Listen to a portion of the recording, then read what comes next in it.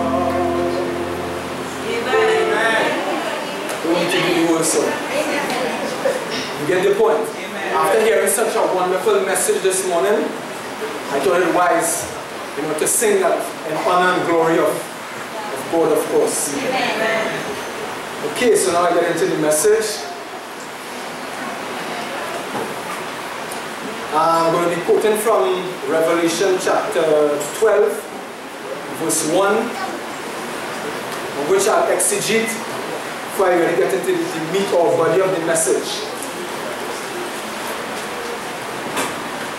So whilst on work, as I sat on work, the Holy Spirit, brought this thought to me, and of course hearing the message time after time, and having to relate to a lot of Laodiceans. So God gave me this message. The Holy Spirit, put the words in my mind. So as I sat on work, I write. Because I know my memory is not too strong, as others, but so I have to put pen to paper and write by the grace of God, at least some important points, that God will have me to share with you all this evening. And of course, by extension, if there be any Laodiceans with us, because most of us have come here from that background, and there is a reason why we came. Alright? So, because in other words, why we came, because we had enough. I personally will tell you, I am sick and tired of being pawned by the conference. Meaning by false doctrine, by their false doctrine that is. The only spawn I need in my life right now, but I won't write it on the board for time's sake. The only spawn that I need in my life right now is conversion. Amen. I won't say much more on that. Alright, Revelation chapter 12.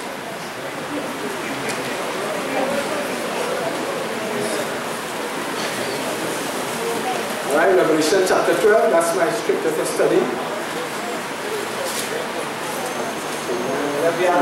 Yes, we have a question, right? Sure. You need conversion or you need to remain converted? Well, of course, I need to remain converted. But I'm just stating why I left. I needed conversion, not conference. But I was not converted. Okay, Revelation chapter 12. Brother David, as you are there before me, was I thinking on other things? You can read it from the stance. Verse 1? Yes, from verse 1.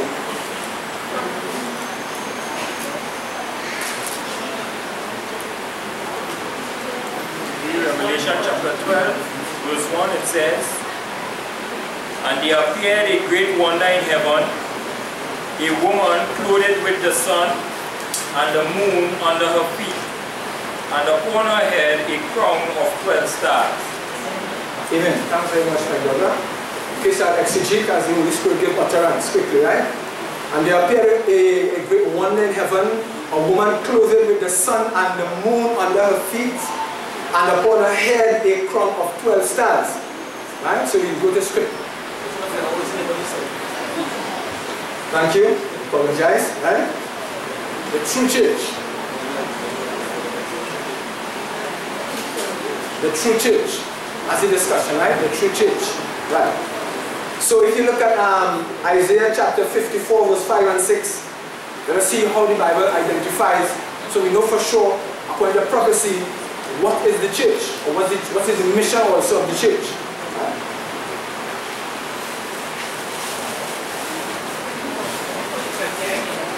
Isaiah chapter 54, verse 5 and 6. Okay, everybody have it? Okay. I read in your hearing. "For my Maker is thine husband, the Lord of hosts is his name, and thy Redeemer, the Holy One of Israel. The God of the whole earth shall he be called." Verse 6, "For the Lord hath called thee a woman forsaken and grieved in spirit, forsaken and grieved in spirit, and a wife of youth, when thou wast refused, said thy God." And just read verse 17 back.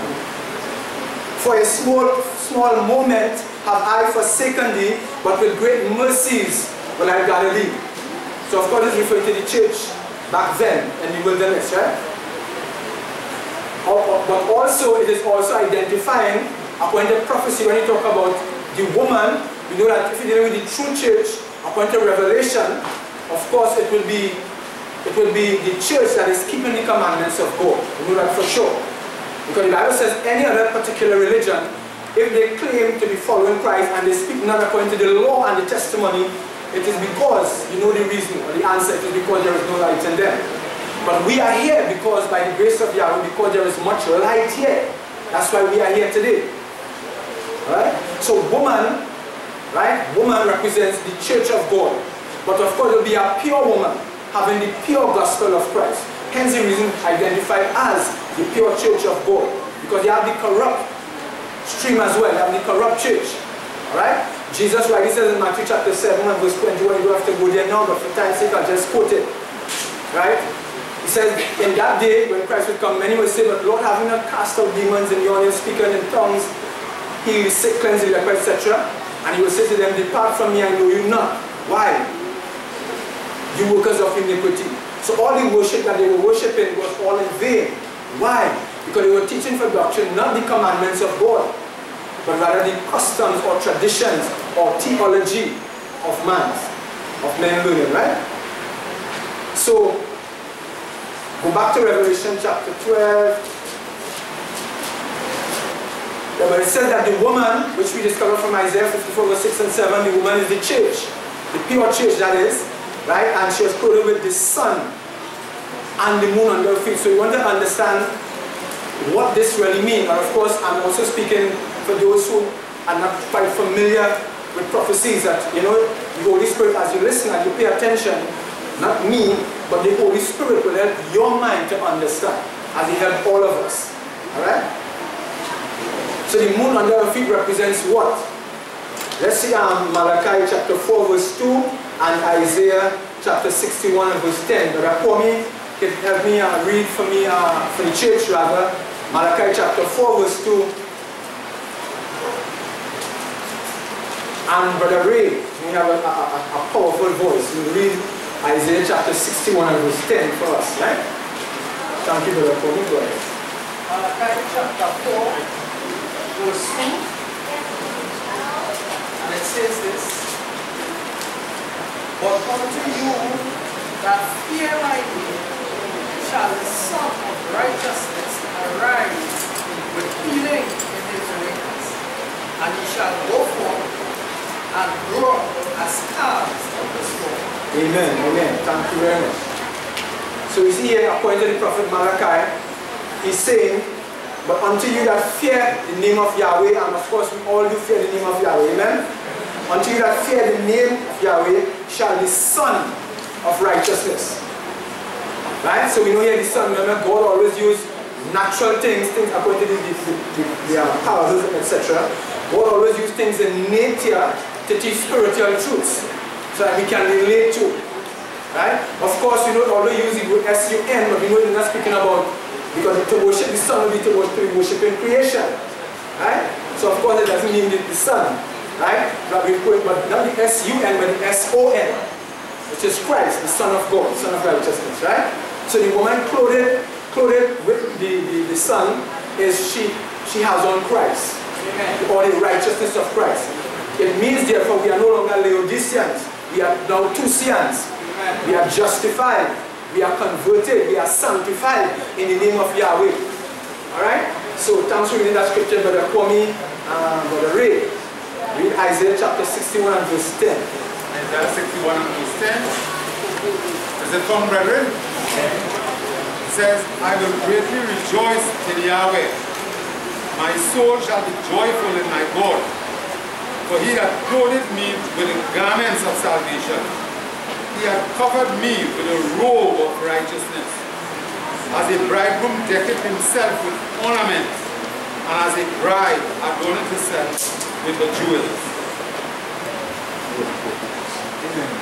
Alright, so again another scripture just highlighting what it means to be clothed with the Son, or having the Son, right? Which is the righteousness of Christ, the righteousness of God. I know this really makes a difference, because even when I was in Laodicea for over 12 years, more than 12 years, right? I was like dumb to these scriptures. I read it. There were some scriptures which I memorized and still remember some of them, but no exegesis because I didn't understand. You can't explain that which you do not know, except the Holy Spirit reveal it to your mind. That's why faith has to be indeed the revealed truths of God. It's only coming here over 5 years and going now that I'm now learning, learning these truths. being taught by the Holy Spirit through his manservant. You know? So brethren, let us cherish what we have here, because you're not going to get it outside here, you're not going to get it elsewhere. Right? So we want to understand the other part. What is this? We understand the sun of righteousness referring to Christ, the righteousness of Christ. But what is the moon? Well, of course. You know God created two lights according to Isaiah, but according to Moses, for the historian Moses in Genesis. God created two lights. One to rule the day and one to rule the hour. Regina, are you all paying attention down to the back? Alright. So we know that God created two lights, one to rule the day and one to rule the night. Now that is not just, it's not a nursery rhyme, it may sound like a rhyme. God made two lights, one to rule the day and one to rule the night. Though I said it like that, it's not a nursery rhyme. It's a truth. It's a truth, right? So we just understood what the sun of righteousness means. We just want to understand now from scripture what the moon represents, right? The moon under the feet of the church. Go to Colossians chapter 2. Colossians chapter 2 verse 16 and 17. Colossians chapter 2 verse 16 and 17. You have to point another reader, Brother Cameron. Can you read that scripture for us, please? Colossians. Yeah, so the point is we're seeking to establish from the scripture what is the moon, right? Under the feet of the church. Alright? Colossians 2. Colossians chapter 2. Yeah, verse 16 and 17. 16 and 17. Colossians chapter 2, verse 16 and 17. And it says, let no man therefore judge you in meat or in drink, or in respect of an holy day, or the new moon, or of the Sabbath days, which are a shadow of things to come, but the body is of Christ. Right. So in other words, the moon there represents, of course, the shadows and types that the gospel under the oldest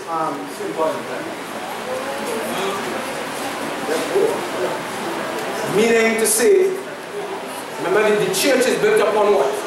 The apostles, the prophets, not of course, which is the doctrines that God gave them. So when I talk about referring to shadows and types, I'm talking about the early plan of salvation, how God revealed it to the prophets. It's through shadows, using shadows. The plan of salvation was revealed through using shadows and types. Yeah, before the incarnation, that is. Right? Remember the woman identified in that text was supposed to give birth to Christ, so that's the first witness church. So that's stepping in terms of what you're saying as well. Right. Now, remember, feel free, but we have a discussion. If anybody, feel free if you disagree. Of course, show why you disagree. Of course, from scripture. Personally, they got me writing the name of the study and the board so that the camera can.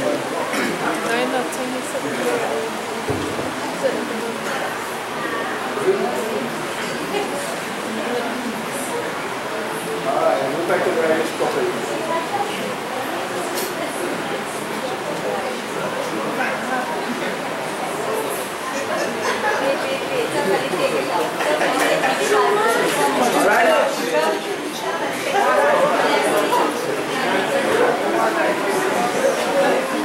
Okay, I guess you're laughing at my handwriting, okay? Alright, that's alright. That's okay, not everybody have the same handwriting.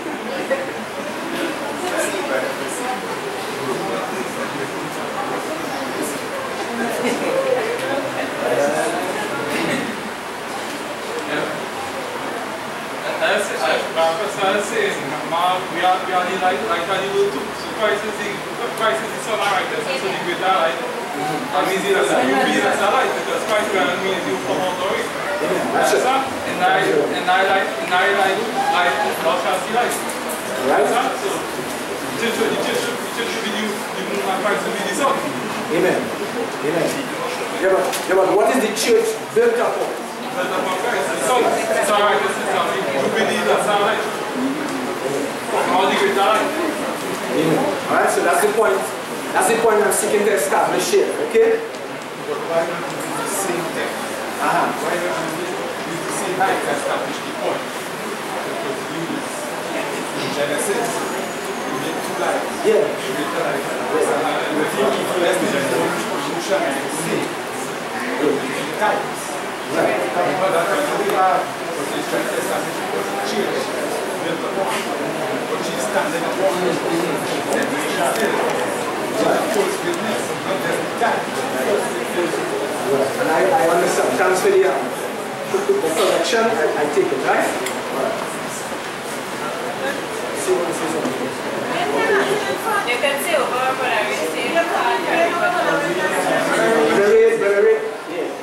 No, what I was asking him, why not use the text in Genesis that somebody quoted that God created two lights, the greater light to rule the day and the lesser light to rule the night. Rather than the text in Colossians that talks about the new moon and the festivals and so on. Because of the fact that, remember, the moon is under the feet. So the church that he identified, the true church, has the moon under her feet. It couldn't be the sacrificial services and so on. It have to be the lesser light in this sense that is the first witness. The whole of the first witness. I was just putting in that. Why not use that one instead of the one in Colossians? Because somebody could say, alright, they talk about new moon or the full moon. Yeah. yes. And the other moon. What is the moon? It is the lesser light. Right. Okay, so, Brother Ray, thank you very much. Alright? I was going to bring the same point because it's a very, how to say, difficult scripture to present that truth from the scripture. It is much easier to do it from Genesis. And that is Eunice's point, and that is all I was going to do.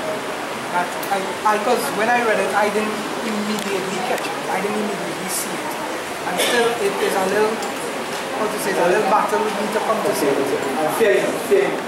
I have no problem with it. Okay, so I will take the counsel and use another text in which to explain this particular point. Of course, had I reached to the part where of course I would have been able to explain, understanding of course this is done away with, etc. But I just use that momentarily, right? I have other scripture, but I'm also going quick as well because of the limited time I have. You know? But nevertheless, I take into consideration what you want to say. Right? But I'm also going to read another text to bring out more what I meant when I said the early church back then, meaning the revelation that God gave them, the establishment of the church. Because the word church really means those who were called out of darkness into his marvelous light.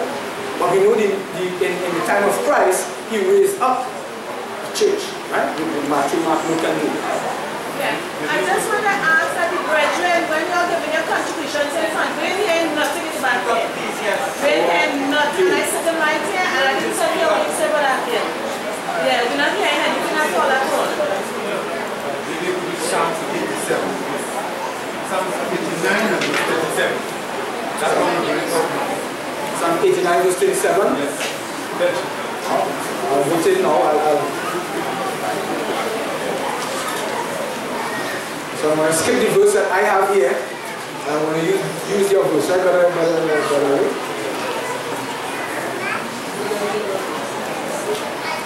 Psalms 87 verse? 89. What verse? 37. Oh, okay. It shall be established forever as the moon and as a faithful witness in heaven. That's the verse? Right? So the church of God shall be established. Right? Remember also in another community sister Angel, in another scripture it is written somewhere in the book of Psalms, I can't remember offhand right now, but I remember the wording, how it is structured. It will say, as the mountains are round about Jerusalem, even so Yahweh, the Lord, is round about his people. Right? They that trust in the Lord Yahweh shall be like Mount Zion, right? Which liveth and abide forever. So it's that the church of God abides forever. Right? Mount Zion. Sister Angel.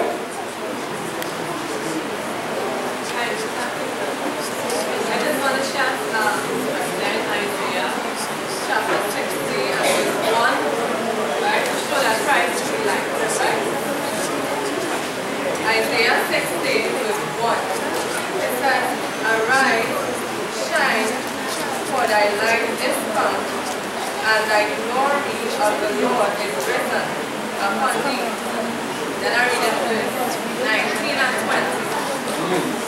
Right, so verse 1 of chapter 6 to tell us, "Arise, shine, for thy light is come, and the glory of the Lord is risen unto thee." So you see the glory of God is his light, right? And then verse 19 says, "The sun shall be no more thy light by day, neither for the brightness shall the moon give light unto thee. But Yahweh shall be unto thee an everlasting light, and thy God thy glory." Verse 20. Verse 20 says, "Thy sun shall no more go down, neither shall thy moon withdraw itself. For Yahweh shall be thy everlasting light, and the days of thy mourning shall be ended." Amen. Amen. Thank you very much. Okay, anybody else before I move on? Thank you. Okay. So I'm now going to read my final text on this particular point here from Ephesians chapter 2 verse 19 to 22. Ephesians chapter 2 verse 19 to 22.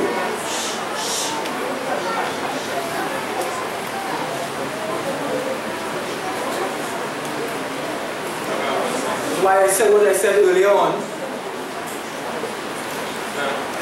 It will be for true because the moon already be the Old Testament because I will understand right now with the symbolism I think the churches will be teaching, etc. But in the New Testament it will be a much greater because everything Christ comes, the incarnation. But before the incarnation it already be understand because we still be learning do that symbol. We still be learning do that symbolism, etc. When Christ comes, everything gets digital. You know? So Christ can explain what the symbolism was trying to bring across better. And some but the law wasn't about. Well, of course. The only thing that was not a shadow of anything to come is the Ten Commandments. So that's what I meant. That's what I have in mind, of course, when I quoted the saying that referred to the Old Testament teaching. That's what I meant. But of course, I already take into consideration what you said. Yeah, of course. Right? So we're going to read quickly from Ephesians chapter 2, verse 19 to 22. I read in the hearing.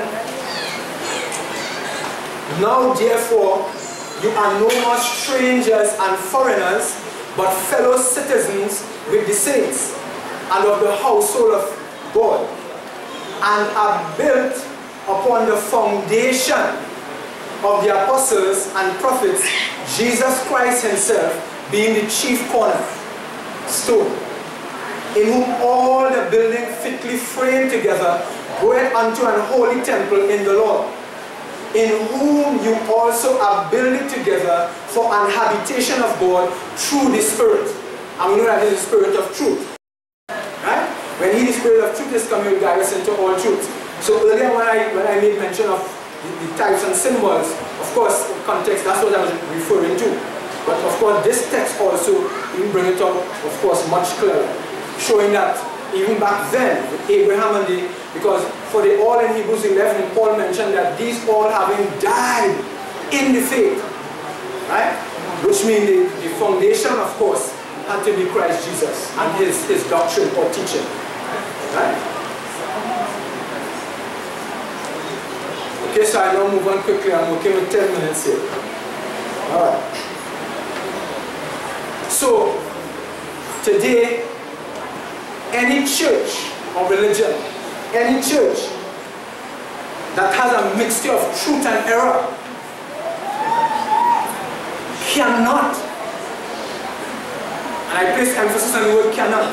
Any religion or any group of people, any church, be it the evangelicals, be it Laodicea, from which many of us migrate, came from, certainly not going back by the grace of Yahweh.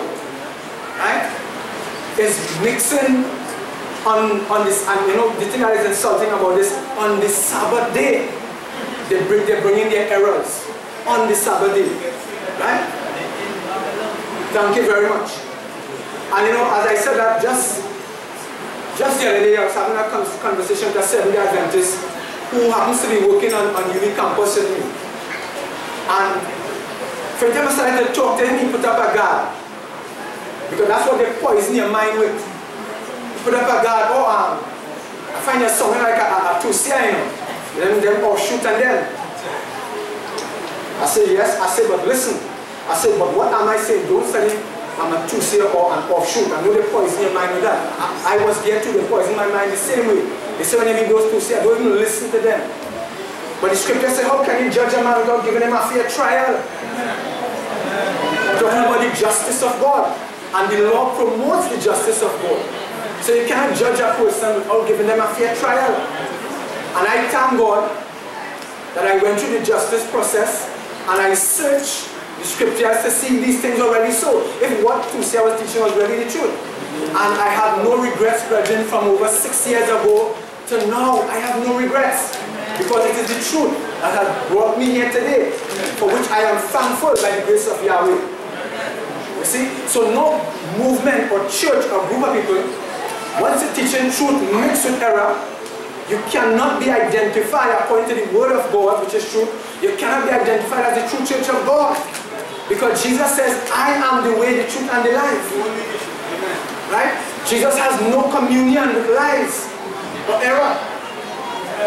Right? So because the Bible says in 1 Timothy chapter 3, you don't have to go there now because of time, I'm just quoting it, right? 1 Timothy chapter 3 verse 15. The Bible testifies that the church of God, I just quote the last part of the text, the church of God is what? The pillar and ground of truth. Right? The church of God is the pillar and ground of truth. So I said to the young man, he says that this present general conference leader, Ted Wilson, they had a great JYC, which is General Youth Conference, on 3AD, and I was fortunate to look at it as well, so I was reasoning with him along these lines. And he was, I heard the president telling them, yes, the church is in apostasy, they acknowledge that, but hear what? Don't leave. And they're quick to run and quote E.G. White, and of course out of context. Yes, E.G. White said do not leave the church. But what is the church? What constitutes the church of God? Certainly not the general conference. And I was sharing this thing with him. The buck does not stop at the general conference. Since when a man becomes the head of the church? And I was speaking to him like this. I thought Christ was the head of the church. You know? What scripture counsels us to stay in a church that have error and life? What scripture that counsels us to not leave a church where have evident error? Exactly. Well, I cannot find one. I cannot find one, but I come. But I Paul coming. I'd like to quote two statements here from Mr. White.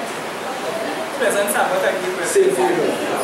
This statement here is taken from Selected Messages Book 2, page 385, 389, and 115.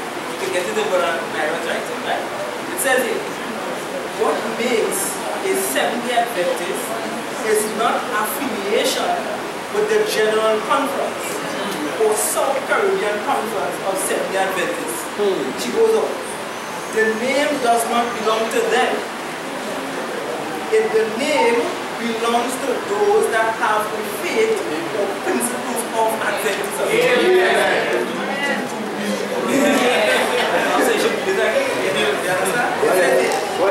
What makes a Seventh-day Adventist is not affiliation with this General Conference or South Caribbean Conference of Seventh-day Adventists.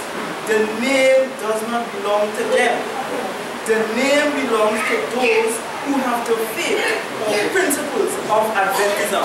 So we know that they don't have the faith because they're in apostasy for more than 100 years. But here's what goes on inside. She wrote, Mrs. White, this is the statement I like. Guys, selected messages 2, page 385, 389, and 115. Right? They can get it by an writing.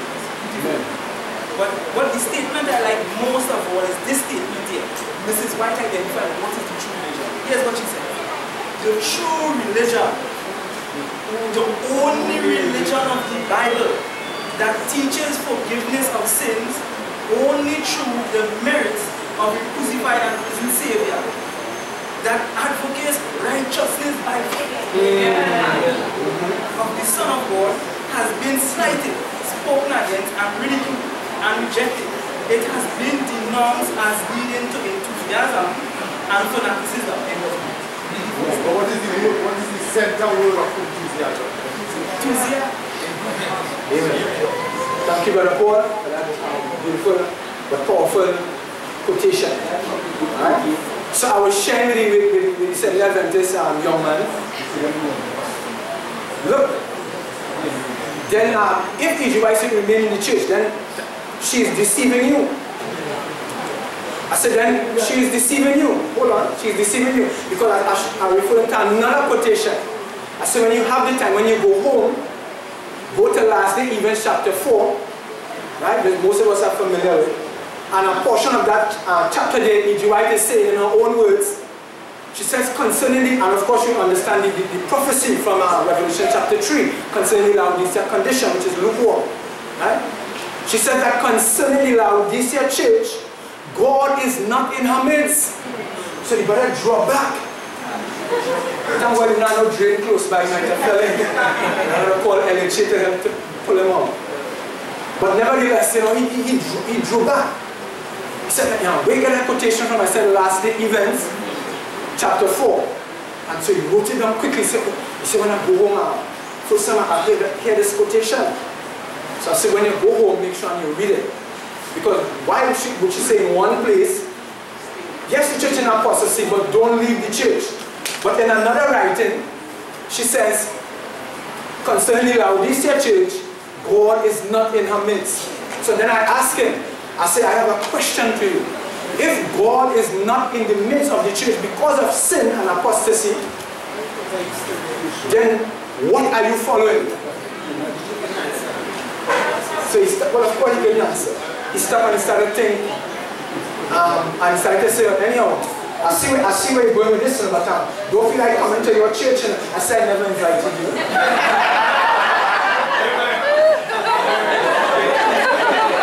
He's trying to divert from the issue. I said, when you get the doctrine right, you will know which church to go to. That's what I said to him. I didn't invite him. Of course, I didn't say it like to embarrass him or bring him down. You know, just in humor. Right? Of course, by the grace of God. So, I said, listen. I said, if you quoted E.G. White like that, you are quoting her out of context. The Bible says, I said, the problem with you all, Laodicea, the problem with you all is that you stop at E.G. White. But our final stop must be the Bible, the Word of God.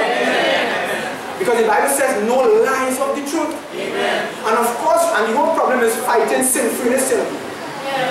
But we can live sin-free, but every and others. We know we can live sin-free because the Bible gives us enough examples, enough evidence. And you know what the Bible says in the book of John that Brother Medina often quotes from? John says, greater is he that is in us than he that is in the world. You see? And this is the purpose why Christ came, my brothers and sisters. The same John again in 1 John chapter 3 verse 8. John says, and I quote, quickly. Don't look at the time. Don't distract yourself when I look at the time. First, thank you. 1 John chapter 3 verse 8. And John says, whosoever committed sin is of the devil. For the devil sinned from the beginning. What's the historical connection? For the devil sinned from the beginning. But here comes Jesus. Here's our answer or the solution to sin. So here comes Jesus. So John is saying, and for this purpose was Jesus manifested. To do what? Not to destroy the works of the devil, which is sin, the works of the flesh, is sin, the carnal mind. Paul puts it this way in Romans chapter 8 and verse 3, sorry. Romans chapter 8 and verse 3. Paul says, for what the law could not do, in that it was weak through the flesh, God sending his own Son in the likeness of sinful flesh, to do what? And for sin, condemn sin in the flesh. Why? That the righteousness of the law might be fulfilled in us, who walk not after the flesh, but after the Spirit.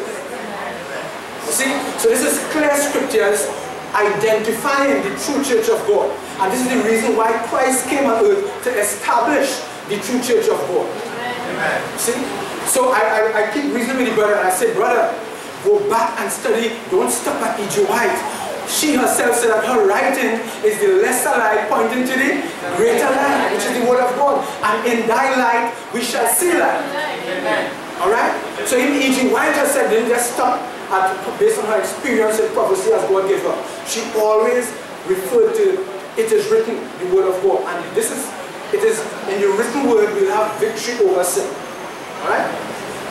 So quickly, I said it, just come back here, I'll take your hand now, right? So I said to the young man, when you go home, go over the prophecy in Revelation chapter 3, verse 19 and 20, and I ask him this again. I say, here's a theological question for you. If God is identified as still being in the church today, although they reject the 1818 message, which is righteousness by faith, I explained all those basic points to him.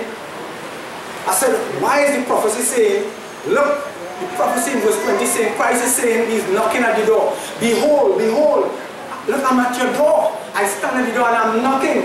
And if any man will hear my voice, I will come into him and sup with him and he with me. So I said, here my question to you, my friend. If Christ is in the Laodicea church, what are you doing outside the door knocking? They can't be outside and inside at the same time. So the prophecy is showing where, because of the backsliding or apostate condition of Laodicea, right? Christ is on the outside, he's not in the church. If you're in the church already, it's obvious you don't need to knock. You see? So it's an invitation. Christ is given all of us. We accept the call, that's the difference. We accept the call and decide to come out from that apostate state, in which if we had remained, would be lost. So brethren, now is not the time to be on the conference ship. For those of us who may be here and still pondering, now is not the time to be on the conference ship, because guess what? Jesus is not on that vessel. Right? It's like boarding the Titanic, which went down its maiden voyage. Don't forget that. On its maiden voyage. Because they say it will not sink, it will go through. That's what the same thing that they are saying to the Seventh-day apostate Seventh-day Adventist church, led by the confirmed. That's what they are telling them day in, day out. But brethren, let us not be deceived. If justification is not on board, then it is time to leave. If sanctification is not on board, that ship that the conference is leading, then it is time for us to leave. It is Jesus who purchased our redemption on the cross, not the president. And herein lies our salvation, my brothers and sisters. And I want to personally thank God. Try to sum up here. Right?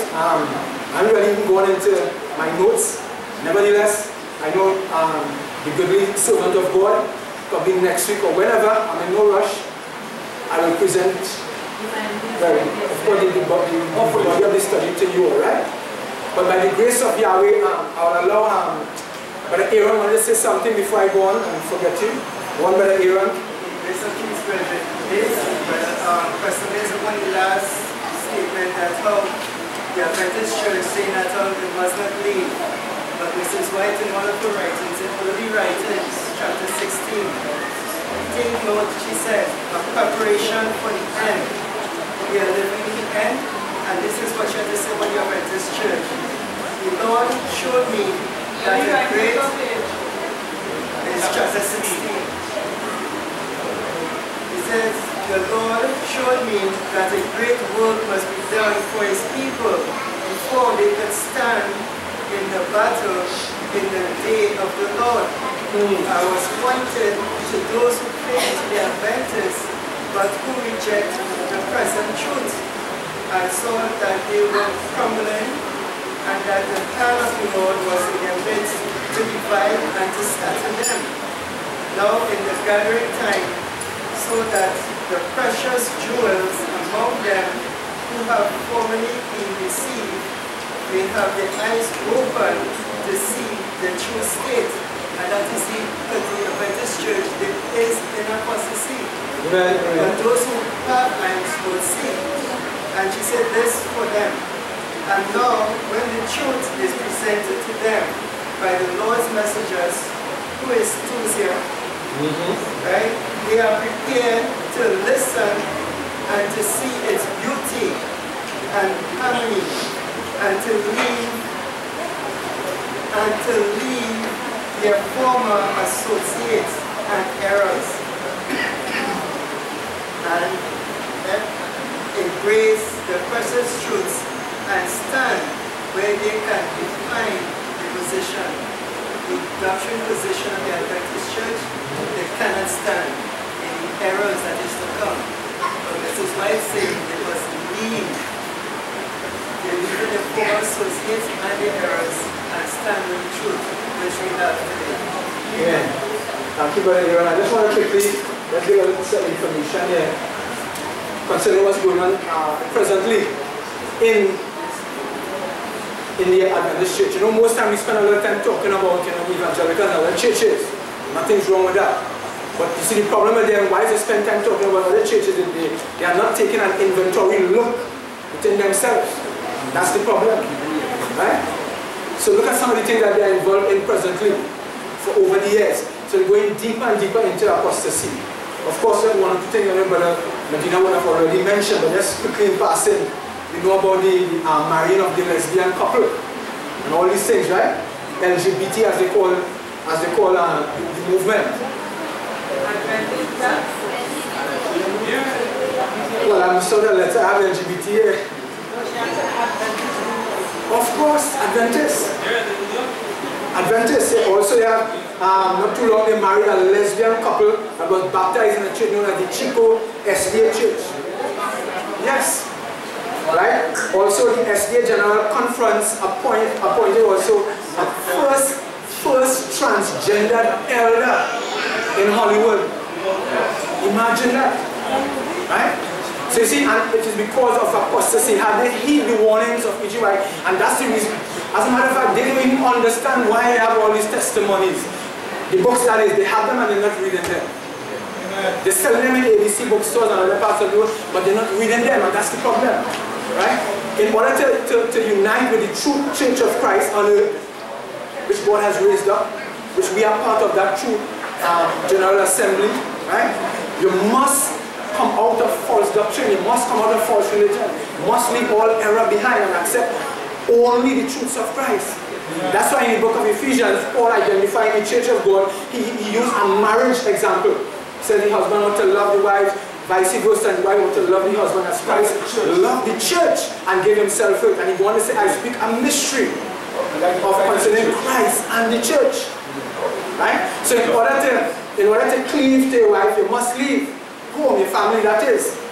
Right? So in order to cleave to Christ, we have to leave. But leave what? Leave false religion. And this is the message. Right? We must come out of false religion. And I am thankful to God that not only myself, but all you beautiful brethren here heeded the call of God upon your lives. And today we are all here united, as Paul said, till we all come to the unity of the faith, united in the faith of Christ. And having, the character of Christ, the divine character of Christ, which is constantly revealing the divine nature developed in us. And that is why we are here. We mean business. Brethren, now is not the time for us to play church. But now is the time to be the church that Christ is coming back for. And Paul himself said in the book of Ephesians chapter 5, he said that the church that Christ is coming back for is a church that is without what? Spot and wrinkle. We must not have one spot in us. We must even hate the very garment spotted by sin. And whom the Son made free, we know by experience, we can be free indeed. Right? And I am personally thankful to God because many of the sins that troubled me and had me captive a couple of years ago, I thank God that through Jesus Christ, understanding the gospel, because before when I heard people speak, I often think, well, it's just words alone, so I never really paid much attention to it. But then I learned in Tusia here that it's not just words alone, it's a package.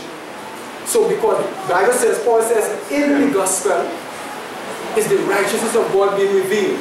And when that truth hit my mind like a bolt of lightning, I awake from my Laodicean state, from my lukewarm state.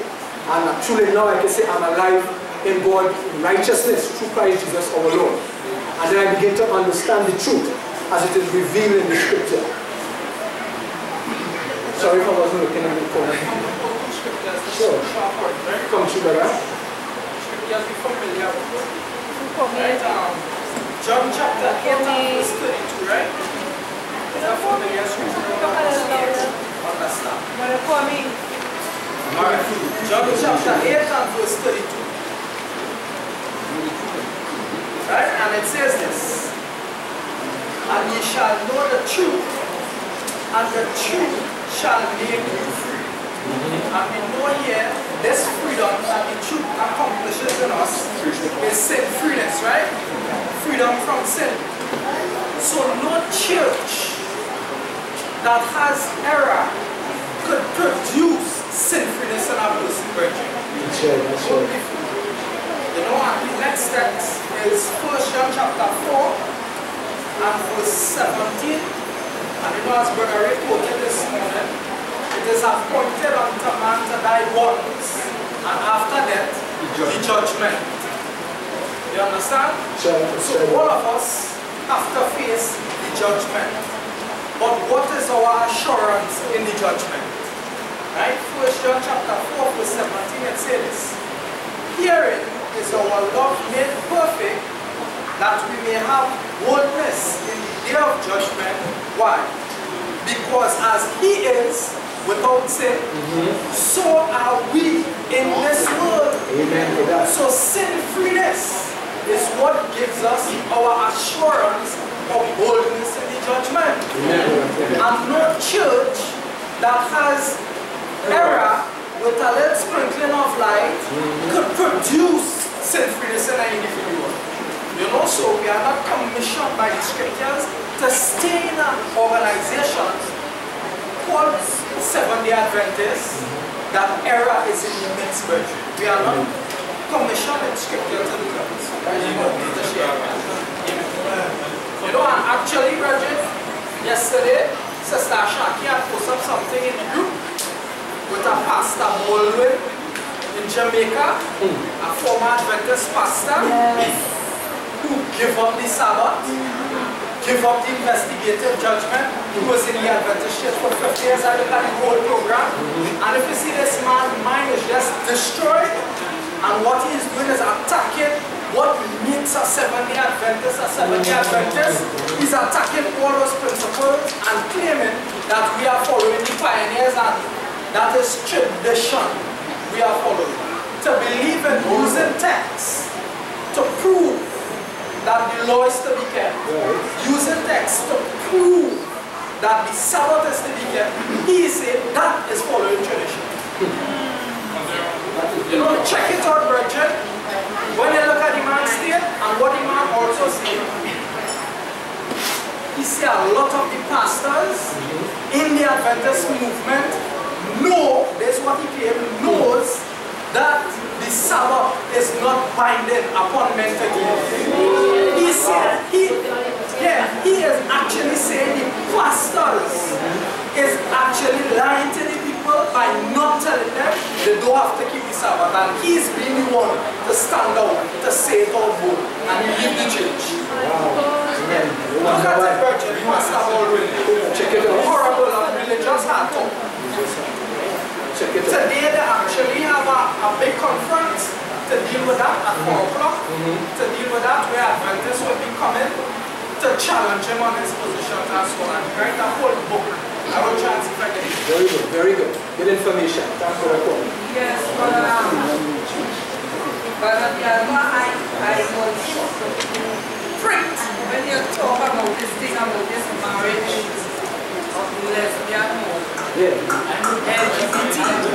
And I just said to download and see what's going on here. And in fact, it is saying here, married lesbian couple baptized into Chico Seventh-day Adventist Church. And this Chico is in California. And it is saying, you see, when you reject the truth, you just really find yourself in cleanliness. That's right. Right? Now, the person, Alice Silva and Amber Machado, were married in Glen Country, California on the 19th of December, 2014. Their new name is Amber and Alice Machado. Amber was raised Seventh-day Adventist and baptized many years ago. On June the 4th, 2016, Alice Machado was baptized into the Chico Seventh-day Adventist Church in North Central California, where her husband, in quotes, which is the woman, Amber Machado, was already a baptized member. So just imagine this thing, people who had been in the Adventist Church for a couple of years, one was there before the other one, and then the other one became a member, to end up in this kind of a relationship. Now the persons, they are, here what it is here.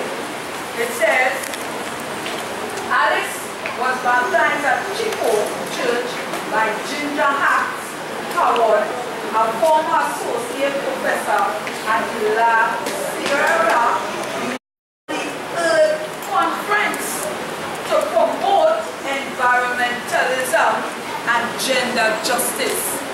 So, look the kinds of people that meander their way or find their way into the Adventist Church in an environment cozy and comfortable to promote Earth Conference and gender justice. Now these things is things that we have to deal with as is happening in this time of the end year. And the environment has become of such where this kind of evil is being highlighted and encouraged. You understand?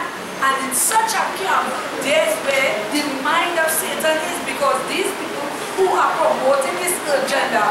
So where is the second coming of Christ? Good question. Where is the issue about the second coming of Christ? So that the Christ is pushed out the door, and in comes the enemy, and anything could take place. It's terrible. Very terrible. Thank you, Sister Sandra, for your contribution. And all this is happening, all this is happening because they reject the righteousness by faith message, the long and short of it. Yes. Just one more point as I take you and take into the back. Just one more point, right?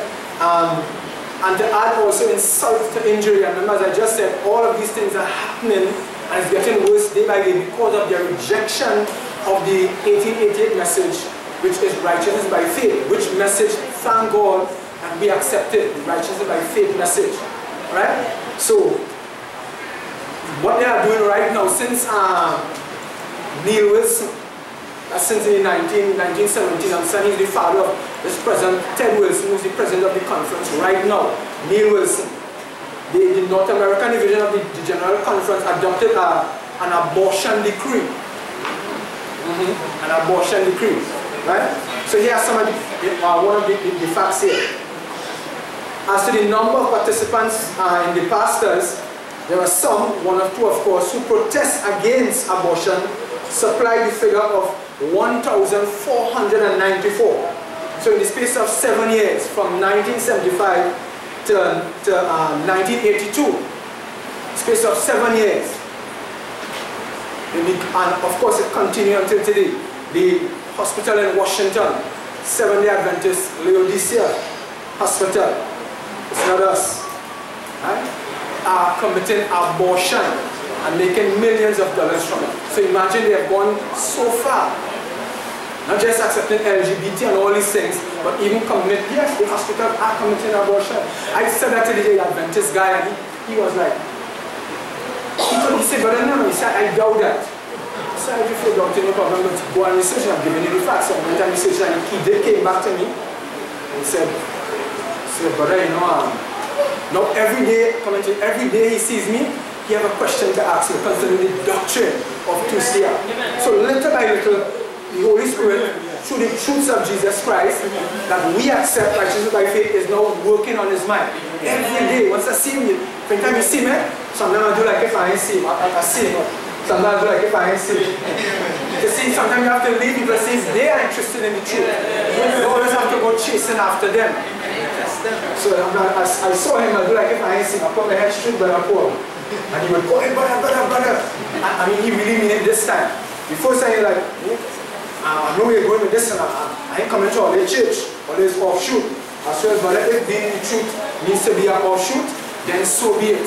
I don't mind you calling me an offshoot. You know, and I said that here. So before I go quickly, I'll be closing off here now, right? I'll take Brother Clayton first and then Sister Ashley. Just want to read this text in Michael, what you were saying. We have to make clear understanding what justification is and what sanctification is. Because we know that the Adventist movement will lost the sight of what justification is and sanctification, right? Amen. So it's taken from John chapter 3, verse 2, 5 and 6. It says, Beloved, now we are the sons of God, and it does not yet appear what we shall be, but we know that when he appears, we shall be like him. And we know when we appear, we have to have the mind of Christ. And that mind is a simple mind. Amen. Right? Amen. For we shall see him as he is, and every man that had this hope in him purified himself, even as he is pure. Sure. So what we use to purify ourselves is the word. So when you ask the Laodiceans and what is sanctification, they don't have a clue of what sanctification is. Right? And it says, and ye know that he was manifested to take away our sin, and in him is no sin. Sure. So I point here, whosoever abideth in him sinneth not. Whosoever sinneth has not seen him, neither know him. And they just claim to say they have God. But you ask them if they can live sin-free? Nah, that's impossible. They can't live sin-free. So the Bible says, if you're in sin, you don't know him. Exactly. So what is the point? Thank you very much. So it shows that they have money. The organization have money, but they don't have God. And that's the truth. That's why we are here. That's why we are here. Right? Because we want God. We want to make it. We don't want to continue in a life of sin. It doesn't make sense. You see, defeat the purpose of the death of Christ. Mr. Ashley. On a different note, right? It have this pastor called Kenny Shelton. Yes, he's the pastor on the Whole Island Ministries on 3ABN. Right. Now, a few weeks ago, my mother just normally listened to him, right? So it had a Friday night. He was saying things like, he wasn't saying the word sinfulness, but he was reading some E.G. White quotations on the latter rain. And he was emphasizing the part where she was saying that we have to deal with our faults and so on. And he was saying, so look, we have to be without fault before Christ comes.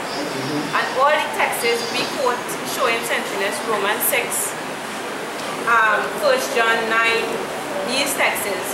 He quoted these texts. He quoted those texts and said, we have to be without sin now.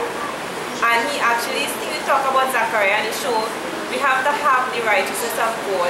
And he said we can't put the righteousness of God over our dirty garments. We have to take out the dirty garments and put on the righteous garments. He actually said those things. And he said the righteousness is not far away in heaven, we have to have it in us now. Okay. So he was saying things like that. Right. And talking about being without fault now, not when Jesus Christ come. All these things basically saying he was saying that. Now I don't know his position on justification by faith. And I never listened to every other thing. But that night he was saying those things based on reading E.G. White writing. So, you know, you have some Adventists that say, well, we teach sinfulness too, we teach sinfulness too. So when people listening to him and he's saying things like that, how would you tell them now, well, you know, you have to come out at the conference when he's saying things like that and he's part of the conference? Yeah, you see, I understand what you say. You see, you have to look at other points of doctrine. Right? Because why he can say that and because the fact remains that he's quoting E.G. White. It would forward in that sense. But they, other ministers, right? That is just in passing. But other ministers, I'll give you a chance, sister. Other ministers, when you listen to it, I was listening to one, John Lomaka, he also said, he's a minister of one of the Thompsonville Church across there, right?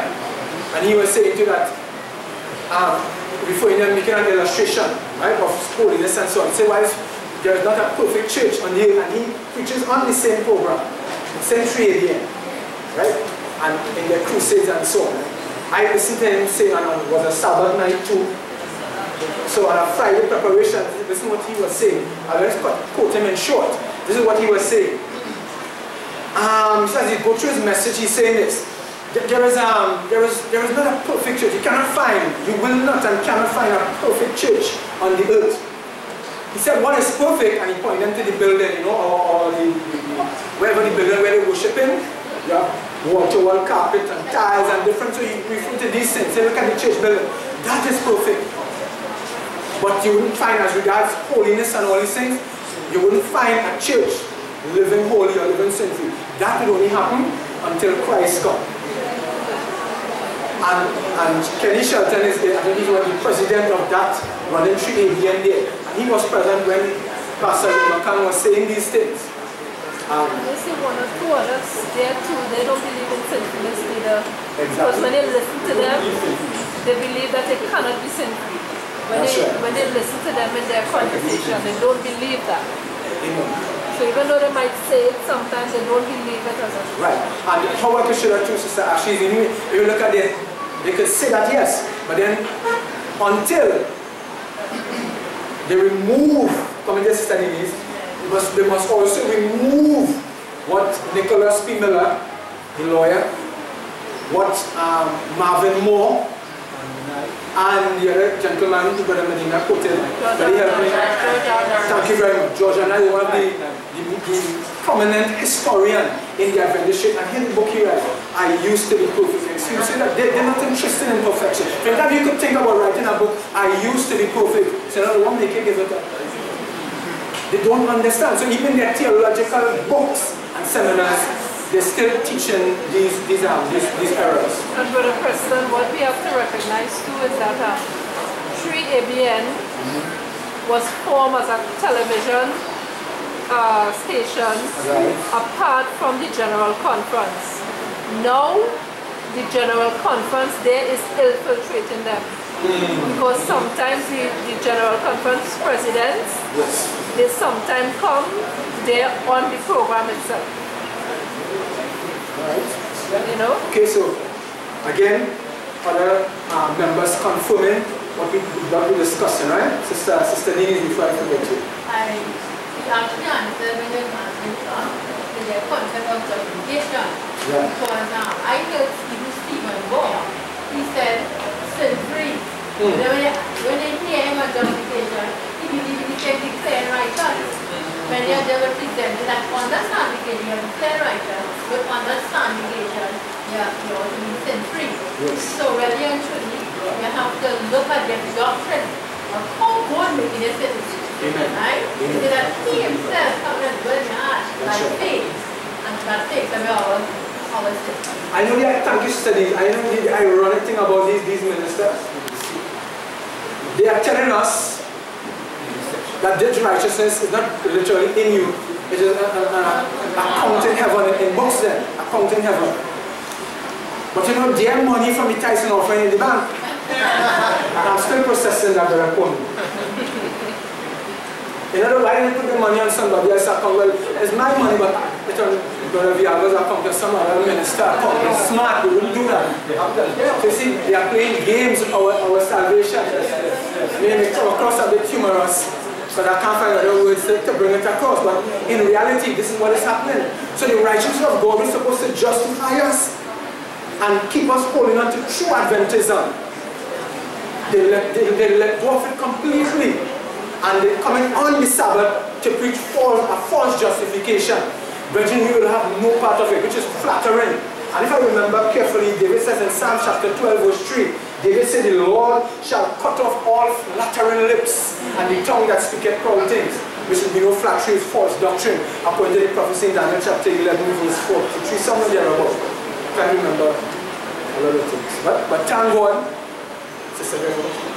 Yeah, Brother Preston, you know, the worst part about this whole thing that the Adventist Church is doing and all the teachings that they believe and so on, and they don't believe in sinfulness. This morning, we were looking at the program, the Adventist program, and this guy, he had a very hard life from childhood. He went on the streets and ended up in prison and those kind of things, you know, and he eventually became converted to Adventism. And the worst part about it is that while he is in the church does not have a doctrine of sinfulness. And you know, eventually these people, they get overtaken with their faults because they don't know how to deal with transgression, they don't know how to fight against the temptations, they don't know how to overcome the infirmities from the truth of Jesus Christ. And what they do is that they go back out the world and they're worse out in the world than when they came to the church. And a lot of people, you'll find a lot of people out in the world, when you see them and they're in deep transgression, sometimes they ask them, well, do you have, were you ever associated with a religion? And they will tell you Adventism. Thieves, robbers, all of them, Adventism, because they don't have sinfulness to teach the people. Sinfulness is a very important thing for you to prepare for the judgment, for you to prepare for the second coming of Christ. What are they doing if you are not coming to become sin-free and prepare for the second coming of Christ? It's just a waste of time. And I agree with you. That's what Jesus said. Jesus had to rebuke Jews and tell them that those who wanted to enter the kingdom, you forbid them from entering the kingdom. You yourself wouldn't enter. Those who wanted to enter his kingdom, righteousness, they were hindering them, of course, by their unleavened. Is it unleavened? Jesus said, be careful of the leaven of the scribes and Pharisees, referring to their false doctrine. So in modern time, we have to be aware of the leaven of these modern day scribes and Pharisees. Right? So, of course, I know time is fast spent. There are a whole lot of points and quotations from the Bible, also from E.G. White that I have here. Basically, I haven't really touched any as yet, but God knows best, right? Maybe it's not for today. But nevertheless, I just want to thank all the brethren for your great contributions that God has blessed you with, and knowledge of the truth, which is important. And it is this knowledge of the truth which is able presently to help us to maintain our sanctification. And thank God we have a minister, together with his wife, and of course all the brethren who unite together in the work of Christ of salvation, as we admonish, exhort, and encourage one another as we see the day of Christ is approaching. I know E.G. White says that, I can't remember the quotation right now, I have it here, but I will actually right now, I'll just put it from my head. Right? She said that the Adventist church, as it is because of apostasy, rejecting the righteousness by faith message, she said they will repeat the history of the Jews. Yes, I remember what they did to Stephen. Because Stephen spoke out against them in Acts chapter 6, I think Acts chapter 6 and 7, when Stephen spoke to them and gave them reminding of the whole history, how even of the law of God, oracles of God, had the opportunity to have eternal life, to be an example among the other heathen nations, etc., etc., calling them to holiness and sin-freeness, and preparing all of us, of course, the extension, just to face the end and get ready for Christ's second coming. But they failed to do that because they went about establishing their own righteousness and they did not attain to the righteousness of God, which is explained in Romans chapter 8 and chapter 9. So in essence, what she was saying is this, that the history, because of the apostasy of the Jews, also in the time of Christ, it will be repeated as we come down to the end of time. And she was speaking directly not to the other churches, they are already in Babylon. Speaking to the Adventist church who got called out of Babylon. And unfortunately, the same country that God called them out of, they're going back right back in that same place today. And that's where they are presently. You see? But we can thank God that they end up stoning Stephen as a result. When Stephen speak to them and said, yes, Solomon, he referred to Moses, building the temple of God. Solomon built this temple. Because the problem with them, they spent so much time adoring and worshipping the temple rather than Christ, who walked among them, who was in the temple on the Sabbath day. So they spent more time adoring and worshipping the temple than Christ himself, the Messiah. So they rejected all the prophecies. The question is Laodicea doing the same thing? The answer, brethren, for those of us who came out of there, the answer has to be yes. They are repeating the same history, same events, same history, just at different time in the earth, right? But they are repeating the same history. As a result, they stoned Stephen to death for speaking the truth. Because Stephen went on to tell them, he said, you all are worshipping the temple, but howbeit, God doesn't dwell in temples made with hands. But true temples of worship is in the hearts of men. And that's where God really wants to dwell, in our mind, in our bodies, which is the temple of God. No wonder why even Jesus, my last statement, I'm coming to you, sister.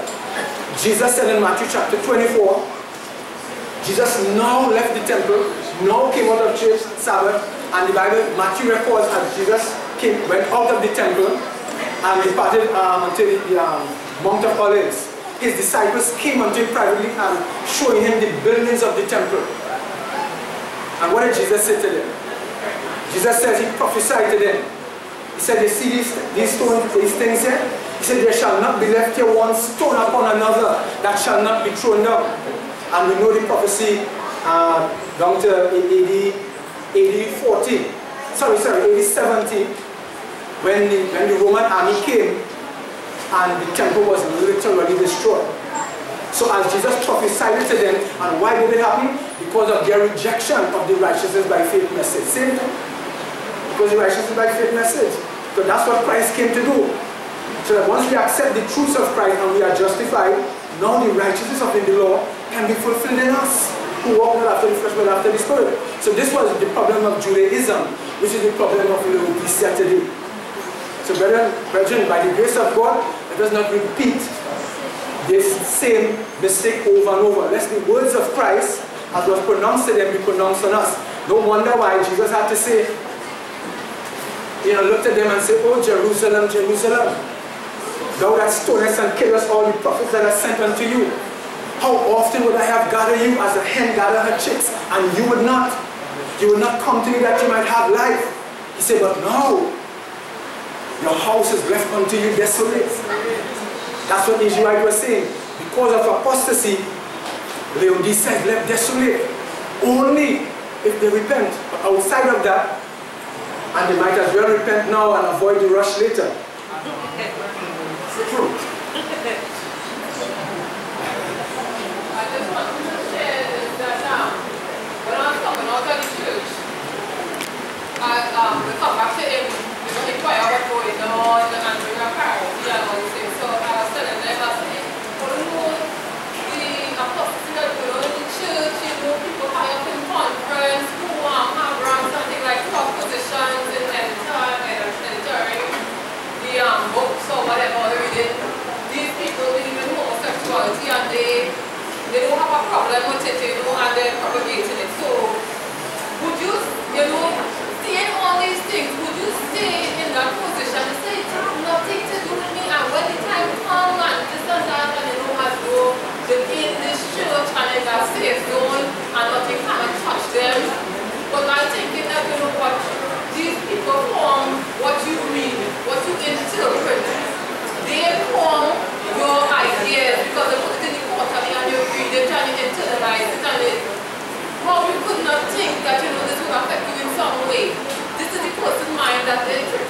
to you, how this can't affect you in a kind of way. And she was like she was a crocodile's concern, that can't touch me, you know? And I just say look at the ignorance that they have concerning what they believe and who passes down doctrine to them. So it is a very dangerous place, and I was very concerned and aware of what was taking place there, and I said I don't know back.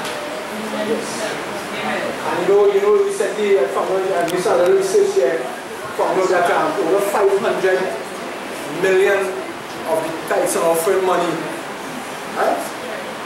That they're investing in the stock market in things that Adventism, and I will speak again the same, for example, coffee, that's caffeine and so on, these things in it, right? Investing in that. Also investing in military weapons that killing people today. Imagine the advantage. That's, you know, that is what it comes down to. All because of the righteousness by faith message. So that's why some of my family in Chabonas, I had the opportunity to speak to them, some of them in Chabonas, some of my family, blood family too, students like Vialva as well. They know me from Montevideo when I said go to church in Leon, they said it. So when I came out, of course I accepted to share the truth of Jesus Christ. So I started to reason with them. Not as a Leonisian, but as a Tusian, not knowing the truth of the Bible. And they were like, okay, so you wouldn't pay no tax and offering to the Adventist church? And bluntly I said, no. I said, why should I? I said, look what they do with tax and offering money. You understand? So why invest your future in an organization which is in apostasy? It doesn't make sense. I say if you want, you can give me and give it to our church here, and you're invested in the television and radio program. And they were angry at me. They said, but a person, look how you get now. When you was in Laodicea, you accept everything. How come you're opposing everything Laodicea teaching now? I said, because it is false. You all reject the message. You didn't know what faith is. I pulled my Bible, Brother Kwame, Brother Declan, Brother Paul, Sister Denise and others. I pulled my Bible and showed them from the scriptures that faith is the revealed truths of God.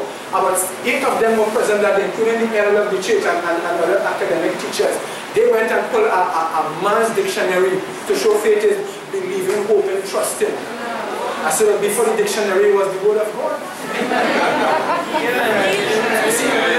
So they keep making the same mistake. They stop at E.G. White. Yes, they don't read what the scriptures say concerning the church, because any church affiliated with Babylon, Revelation chapter 18 says what? To come up. Thank you. All theologically. Last one in the apostasy. Amen. So, brethren, as I close for the last time, the call is to come up. So, brethren, by the grace of Yahweh, God has called us. We are a chosen generation. 1 Peter 2:9, we are a chosen generation, a royal priesthood, a holy nation, a peculiar people, because God has called us out of darkness into His marvelous light. Now that we are in the light, are we not going to go back to the weak and according to Paul? Let me write the quote by Paul, right, to do justice in the scripture. Paul says, when we didn't know God, showing justification and so. When I didn't know God, Galatians 4, when I did not know God, we did service to them, idols, which by nature are no gods. Now, having known of God and we know God, how then do we turn to the weak and beggarly things, sin, which once had us in bondage? So, brethren, by the grace of God, let us continue to hold on to the scriptures only, according to Martin Luther and others. Let us hold on to the word of God, because it is the only light that is shining in a dark place that will carry us all the way to the end, to the second coming of Christ. So by the grace of Yahweh, let us persevere, let us continue in well-doing, for in due season we shall reap if we faint not. I just want to share this very quickly. Yeah. Right? I remember sometime, maybe it was last week or week before, I get conviction to share a scripture on Facebook, but I didn't put up exactly where I took it from. Right? But this is the scripture that I shared on Facebook, and Laodicea asked me where I get that. And I'm going to share the scripture. It is taken from Micah chapter 7 and verse 2. Right? And this is what it says. The good man is perished out of the earth. Right? And there is none upright among men. They all lie in wait for blood. They hunt every man his brother with a net. I just posted up that on Facebook. I didn't say I didn't put up Micah 7:2. I just posted up that on Facebook and I leave it just so. And I'll see a commenter that asked me, where did I get that from? So when I tell them, well, the Bible, it was like that. I never see that nowhere in the Bible. I said, because well, they don't search all the scriptures. You understand? I said, look at Micah 7:2 and you would see it. You know, so that goes to show how far they have fallen. Yeah. Thank you very much, Brother Dixon. So again, brethren, thanks for listening, thanks for all your contributions. By the grace of God, you know, hopefully in the future, I will literally go through the entire message, that is. But basically, I didn't really give almost one quotation from E.G. White. I have a good few, you know, but nevertheless, again, comes to a contribution. What is important is that all of us are here, and we are here for a reason. Right, so let's continue to run with patience this race that is set before us. Not looking to the left, not to the right, but looking unto Jesus, who is the author and finisher of our faith, by the grace of Yahweh. So let us, at this time, we just we'll close up. Okay, every head bow and every eyes closed. O God, our help in ages past. We know, Yahweh, that you will be our help for years to come. Father, we want to thank you for your truths that you have spoken to our hearts this evening, dear Lord. Thank you for all my brothers and sisters who are here today, Lord, even serve as an encouragement, even to myself, dear Lord, to continue on in the faith of Jesus Christ. Your revealed truths, dear Lord, that you have revealed to every one of us here, Father, through your Holy Spirit, through your manservant, dear Lord. Father, with grateful hearts, we say thank you, dear Lord. And may these truths, oh God, continue to bless us, justify us, sanctify us, and prepare us to face the final onslaught of Lucifer, dear Lord, by the working of deception and miracles. But we know, Lord, that you that is to come will come and will not tarry, dear Lord. But certain prophecies, of course, has to be fulfilled, dear Lord. But whilst we are tarrying, we are waiting, help us, O Lord, that our heart will be fixed on Jerusalem, the new Jerusalem which is to come. Continue to be with your manservant and his wife today in a very special way, dear Father. Continue to be with all the brethren, dear Lord, and the great work that they are doing in the vineyard, dear Lord. Help us, dear Father, not to break ranks, but to continue fighting the good fight of revealed truth, dear Father, so that in the end we will all receive our reward, which you are going to prepare for us, dear Lord. Be with us in a very special way. So when the time will come about, as we continue faithfully, when you burst the eastern sky, dear Lord, to come to take your faithful and happy children home, we can repeat in the words of Isaiah, we have long waited for you. Lord, this is our God. We shall rejoice and be glad in your salvation. These mercies we ask with thanksgiving in Jesus' holy name. Amen. Amen. Amen.